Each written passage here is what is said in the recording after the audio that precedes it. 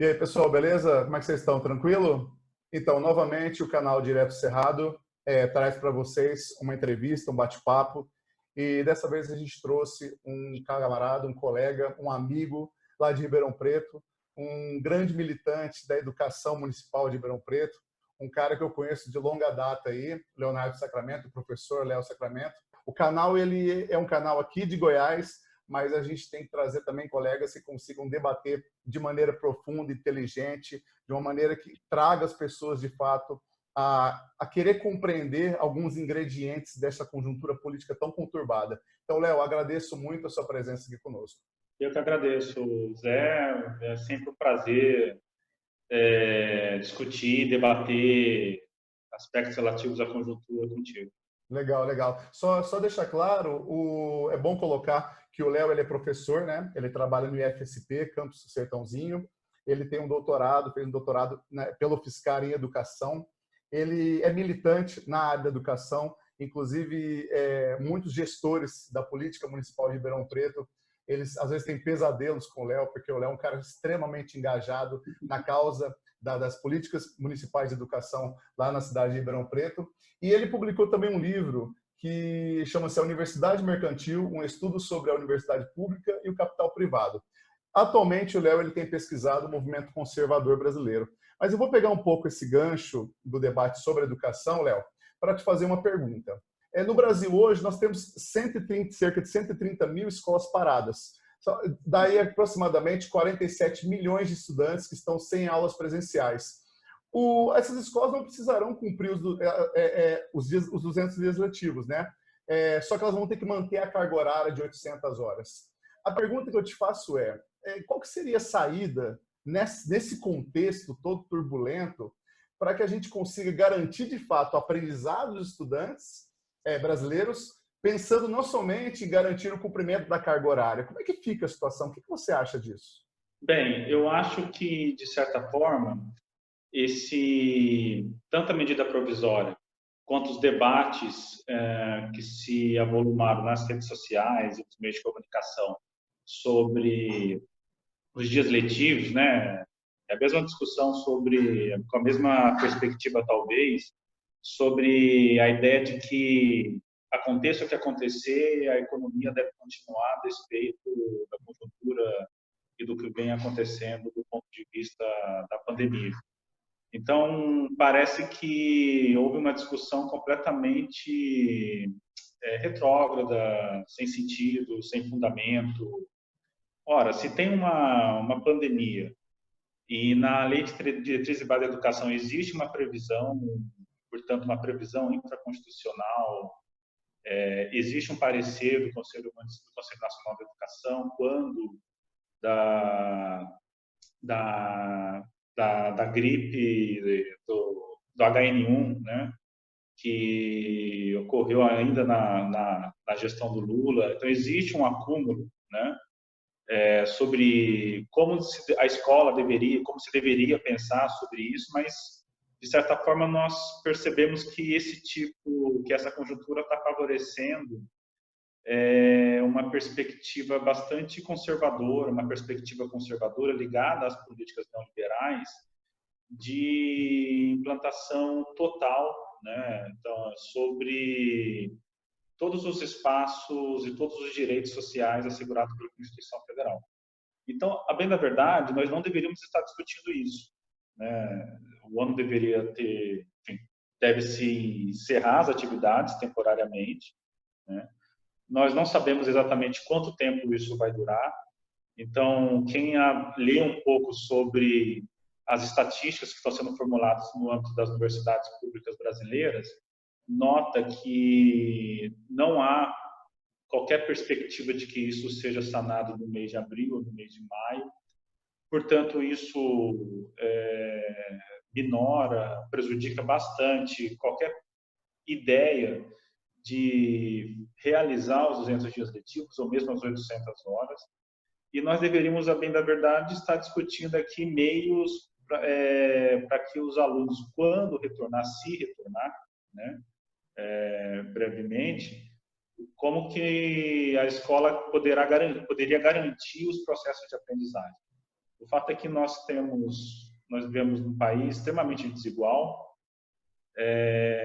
Uma parte significativa dos alunos não tem acesso à internet. Não é porque o sujeito tem um celular que ele tem acesso necessariamente à internet, e não é porque ele tem acesso à internet que ele consegue, por exemplo, ter acesso a um tipo de internet que dê conta das atividades por meio da educação à distância. Então, num país como o Brasil, isso de maneira alguma deveria estar sendo ventilada, pensada, e se serve de experiência para acontecer, uma experiência extremamente negativa. Eu não vejo nenhum saldo positivo da experiência da educação à distância que os entes federados, municípios e estados estabeleceram da instituição do isolamento social. De modo que eu acredito que nós deveríamos estar pensando em políticas públicas para que o aluno consiga comer, consiga fazer o isolamento social, que a transferência de renda seja assegurada, e de que forma que os profissionais da educação, que são servidores públicos, poderiam contribuir nesse processo, inclusive procurando ali cuidar ou pensar formas de pensar o aluno em sua integralidade, né? Do ponto de vista biopsicossocial, como que essa pandemia está impactando o aluno, as famílias, principalmente das famílias que estão em situação de vulnerabilidade social. É uma discussão completamente torta, é uma discussão de burocratas e que, desgraçadamente, está servindo como um instrumento para a efetivação da educação à distância e do homeschooling. Sim. Então, o ambiente escolar, pegando o ensejo dessa sua resposta, o ambiente escolar, ele está passível, o formato desse ambiente escolar atual, ele está passível de reflexão. Muitos estudiosos eles têm falado, inclusive, sobre esse aumento, né, da demanda, por exemplo, dos professores terem que produzir conteúdo em casa e fazer transmissão via webconferência, aula online, que é um modelo antigo. Isso não é uma coisa recente, parece que é uma coisa nova, né? Esse modelo já vem sendo discutido há muito tempo, os formatos de EAD, esses cursos porcarias que a gente vê à distância, né? Você faz licenciatura em 1 ano e meio, sendo que 2/3 do curso é à distância. Meu curso de Sociologia, eu já vi licenciatura em Sociologia à distância. Então, Léo, o que você enxerga o papel da escola, né, do ambiente escolar, do espaço escolar, nesse contexto? Como é que a gente pode pensar nesse espaço escolar? Porque, invariavelmente, ele também, e aí vai um debate que ele também anda em paralelo, né, com essa questão do homeschooling, por exemplo, sobre o papel da escola dentro do ambiente de socialização secundária. É um ambiente onde você cria certos grupos de solidariedade, grupos de afinidade. Então, como é que a gente pensa o ambiente escolar dentro desse debate que você colocou? O ambiente escolar, eu acho que a gente precisa até, se me permitir, remontar um pouco a história da educação, a história da educação moderna.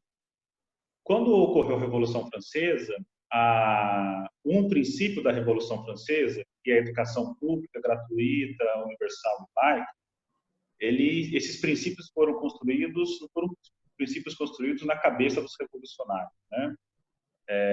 Dos sans-culottes, da burguesia, dos trabalhadores, não, né? São princípios que procuravam se opor ao absolutismo. Então, quando você fala que é uma educação pública, porque tem que ser de graça, gratuita, né? Pública quer dizer antes, não privada, universal para todos, e laica, que é o principal, né? Porque ela não pode reproduzir o ideário religioso, né? E, portanto, não poderia reproduzir o absolutismo. Essa escola ela foi pensada como um espaço de socialização completamente distinto. Então, é na escola que o sujeito vai para o espaço público. É no espaço público que o sujeito vai se formar em confronto com o outro, né? Esse é um princípio iluminista. Então, a escola basicamente é um espaço de socialização, de normalização, mas é um espaço de socialização e normalização porque ele é distinto da família. Ele é distinto do espaço privado.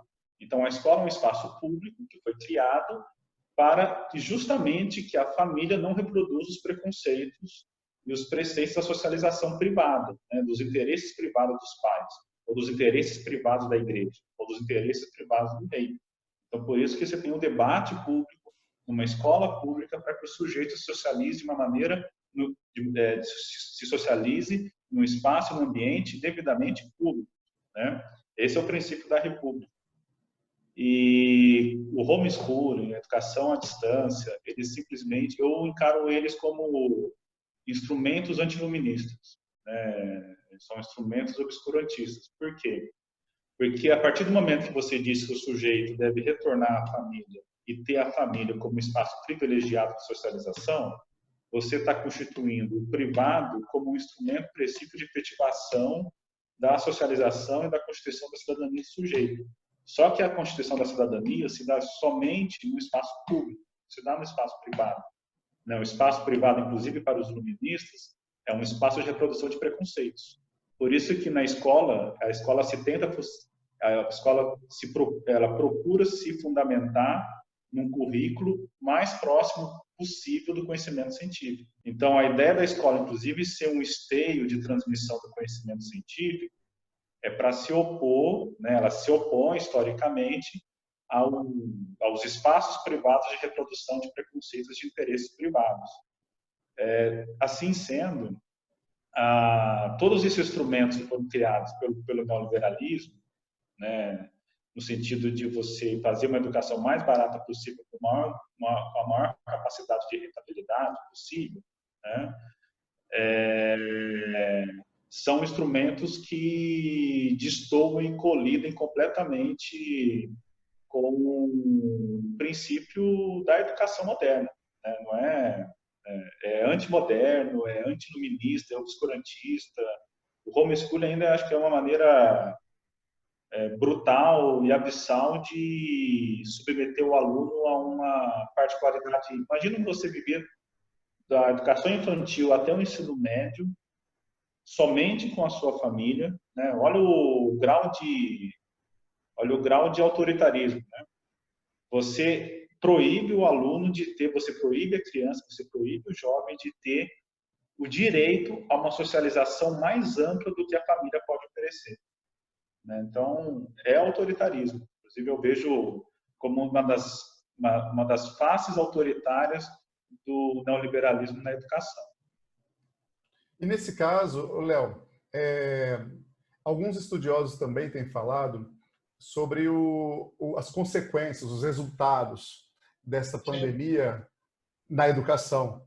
E tem se discutido um termo que eu não sei se é novo, eu tenho que pesquisar com mais profundidade, que é o chamado ensino híbrido, né? Que é parte presencial e parte online. Num país como o nosso, onde grande parte dos jovens sequer tem um notebook em casa, tem acesso de fato ao computador para poder participar, para poder assistir aulas, ter acesso a esses conteúdos que são disponibilizados online, até para uma simples navegação e uma internet de qualidade.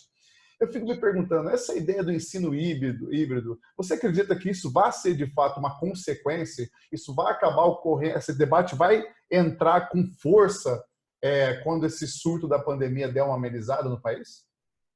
Sim, eu acho que vai entrar com força porque a pandemia vem sendo um instrumento mais efetivo de implantação das políticas neoliberais no Brasil.